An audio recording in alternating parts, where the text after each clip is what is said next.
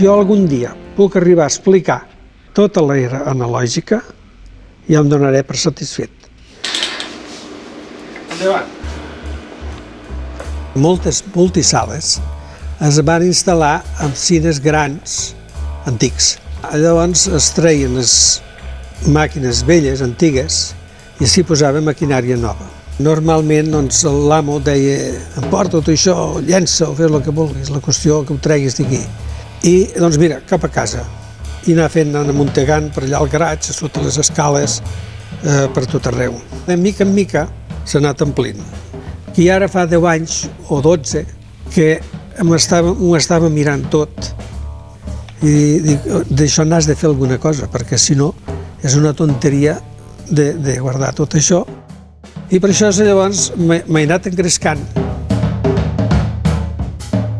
Aquesta màquina és el cinematògraf que van inventar els germans Lumière l'any 1895 i encara funciona ara a la perfecció perquè aquí a la col·lecció l'hem restaurada totalment.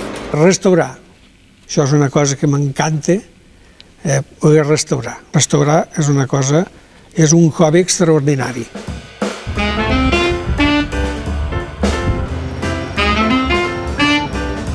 Fa 4 anys o 5 anys que ja estic treballant. Una mica al darrere dels tècnics, al darrere d'empreses, al darrere de polítics, al darrere d'autoritats, i fent exposicions, donant a conèixer la col·lecció perquè tingui un llistó. Crec que tenim tota aquesta magnífica col·lecció de la qual veiem 4 pinzellades perquè en té 20.000 objectes, doncs crec que el més just fora tenir un gran museu de cinema. I jo, com es fa en el cinema, he somiat.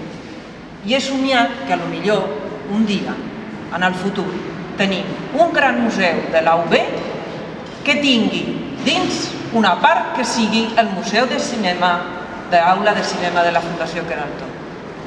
Que sigui un somni que es pugui complir.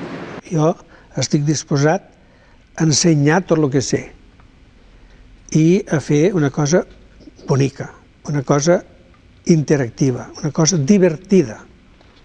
Que els nens, quan vagin a visitar això amb els seus pares, no els agafin de la mà, marxem, no, que puguin disfrutar.